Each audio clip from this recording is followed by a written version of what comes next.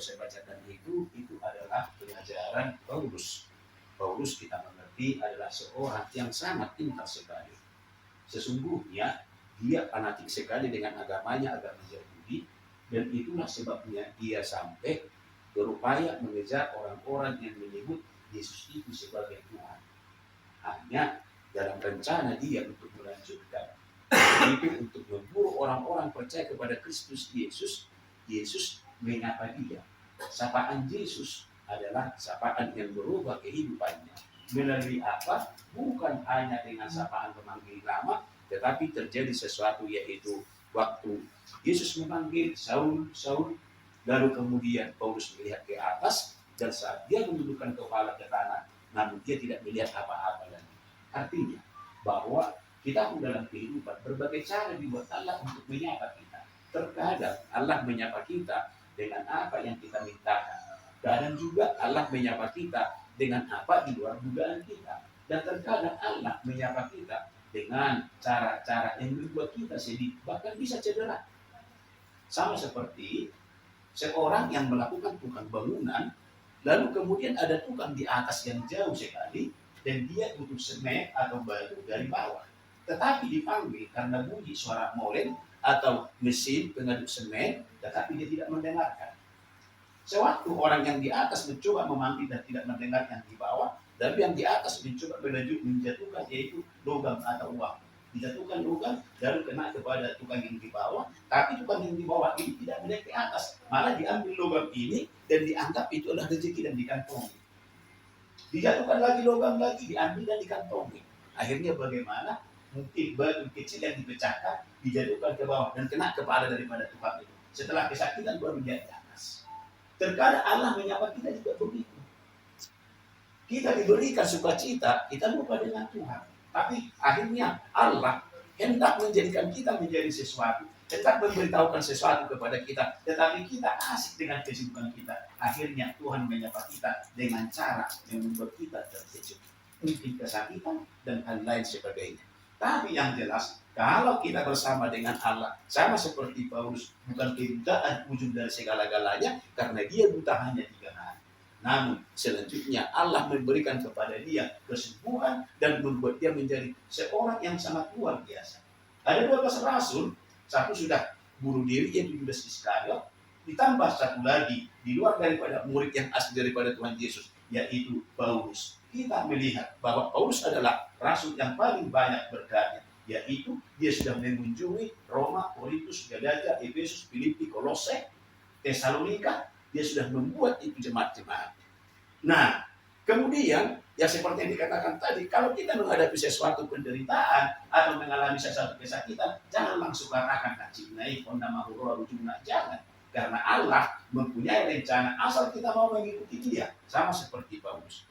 Nah, Paulus tadi yang adalah seorang mahasiswa daripada seorang profesor Gamaliel, ahli Taurat atau golongan Farisi, dia sangat pintar sekali. Lalu dia mencoba menjabarkan tentang bagaimana persekutuan. Nah, dijabarkan persekutuan itu diidentikan dengan sebuah tubuh. Karena tubuh itu baru satu kesatuan dia, tetapi beragam-beragam bentuk juga dan fungsinya. Dan dia memberitahukan dalam anatomi manusia atau dalam fisik manusia, dia menjabarkan bahwa bagian-bagian daripada tubuh itu ada dan fungsinya masing-masing berbeda. Fungsi mata dengan hidung berbeda, kaki dengan tangan berbeda, tetapi tidak boleh dikatakan pada ayat ini tadi disebutkan ada beberapa hal yang harus diperhatikan. Pertama sekali, bahwa masing-masing itu satu saling membutuhkan. Bahwa mata membutuhkan kaki, bahwa mata membutuhkan juga mulut, bahwa kaki juga membutuhkan organ-organ yang lain, maksudnya demikian. Jadi maksudnya adalah bahwa anggota itu saling membutuhkan. Lalu kemudian dikatakan setelah saling membutuhkan, supaya mereka bisa bersinergi, supaya mereka bisa melaksanakan fungsinya, supaya mereka bisa berjalan dengan baik. Satu lagi apa yang disebut, yaitu mereka harus saling menghormati. Tidak boleh dikatakan aku lebih hormat dari kamu. Tidak boleh dikatakan aku lebih penting dari kamu. Jangankan antara kepala dengan kaki, jangankan antara lengan dengan tangan, sesama jari. Suatu ketika jari berdebat. Lalu Si jari manis mengatakan, sesungguhnya aku yang paling bersuka cita di dalam kehidupan ini. Datang jari yang keempat bertanya, alasanmu apa? Sebab kalau terjadi sebuah sukacita dan Tuhan kita membeli cincin, dikenakan kemana? Ke kamu kah jempol? Enggak kan? Ke kamu kah jari kelingking? Enggak kan? Ke saya lah jari manis, kata beliau. Lalu datanglah jari tengah. Kawan, kalau saya tidak ada, maka kita akan berantem. Itu sebabnya saya dijadikan lebih tinggi dari kita semua, lebih panjang dari kita semua. Kalau saya tidak ada, kalian pasti hancur. Satu sama lain akan berantem. Itu kata si dia. Kata penunjuk. Dia juga tidak tinggal diam, karena juga dia merasa sangat perlu. Kalau aku tidak ada, di mana bisa? Kalau ada orang bertanya kepada Tuhan kita, di mana alamat ini? Siapa yang begini? Yang dipakai siapa? Bukan kamu yang jadi manis, bukan kamu jadi tengah, tapi saya lah. Makanya saya disebut jadi telunjuk. Waduh. Lalu yang si jempol ini dia nggak tahu soal semuanya. Kalau Tuhan kita itu memperoleh sesuatu penghormatan, kalau Tuhan kita itu memperoleh sesuatu hadiah, apa yang disebutkan kepadanya? Bukankah saya yang diajukan? Bukankah saya yang dimunculkan? Bukan kamu, katanya. Lalu kemudian tinggallah si yang kecil ini. Dia diam. Berempat ini sudah bertengkar satu dengan yang lain, mengatakan saya lebih penting, saya lebih utama, saya lebih terhormat. Lalu datanglah dia yang kecil ini. Kalian, memang saya kecil, tapi seperti kata Tuhan kita, mek mesiha perluju, dijujung uduna. Saya juga sangat perlu. Lihat Tuhan kita. Coba kalian dulu, lihat dulu. Tanpa saya, Tuhan kita waktu makan mengambil nasi dari piring, tanpa saya bisa aja ambil nasi.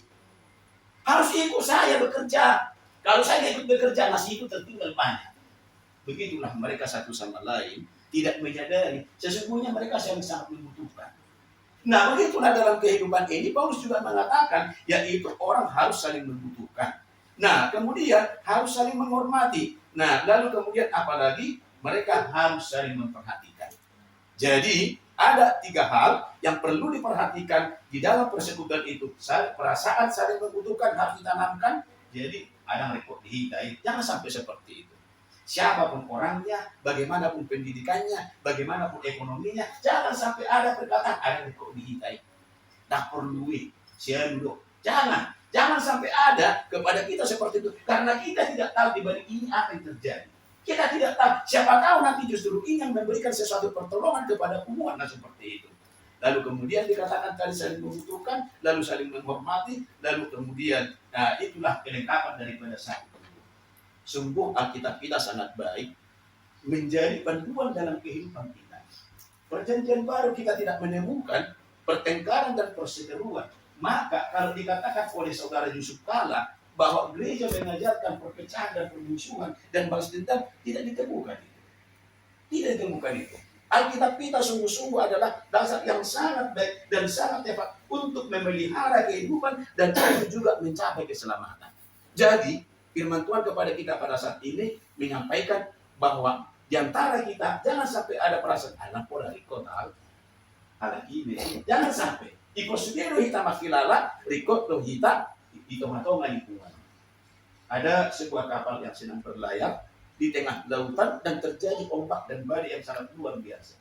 Pelan-pelan kapal ini mulai berbunyi-bunyi, lalu pelan-pelan ada baut yang lepas yang kecil. Seakan-akan baut yang kecil ini berbicara dengan yang besar. Lalu lantai yang terbuat dari plat yang begitu tebal bersuara kepada yang baut ini. Tolonglah kawan baut, katanya. Kenapa? Jangan sampai keluar kamu. Enggak apa-apa lah, karena aku kecil. Kamu besar, kamu yang diperlukan. Karena kamu lebar. Karena di atas kamu berdiri banyak orang katanya. Tapi apa dikatakan oleh siapa itu tadi?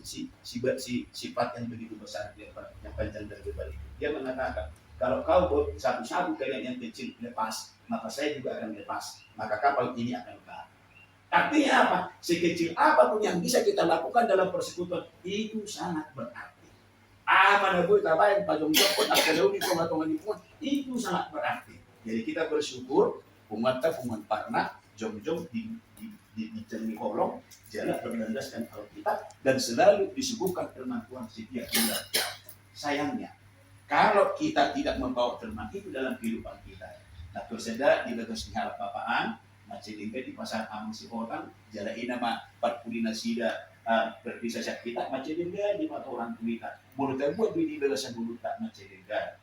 Nah, setiap kita datang dalam persekutuan ini, mari kita bawa dalam kehidupan kita. Asa una kalau tadi hatan itu harta, alek asa tahabu. Karena Yesus berkata, orang yang mendengarkan firman-Ku dan melaksanakannya, ia seumpama dengan orang yang mendirikan rumahnya di atas batu. Akan datang angin, turunlah hujan, badai akan datang. Nah, tetapi rumah itu akan kokoh karena didirikan di atas batu. Tetapi orang yang mendengarkan firman-Ku tetapi tidak melaksanakannya, tidak menghayatinya, dia sama seperti orang yang membangun rumah di atas pasir. Benar, sama-sama saja datang angin, mengalami hujan dan akan datang badai. Tapi pasir itu lama-lama akan tergerus, lalu kemudian rumah itu akan ambruk dan hancurlah dia. Jadi Tuhan Yesus mengatakan orang yang hanya mendengarkan tetapi tidak membangun kehidupannya di atas firman sangat sayang sekali. Jadi kebangun rumah persawat tahun di bagasan hatan di bata. Mana HP terbang secara pribadi firman Tuhan pada hari ini. Pertama, dalam kehidupan kita suami istri, jangan sampai ada perasaan suami yang lebih penting istri ini. Harus sama-sama merasakan istri itu penting, suami itu pun penting dalam kehidupan kita. Mana HP, jangan sampai seperti ada kejadian seorang pendeta, istrinya adalah seorang kepala bank.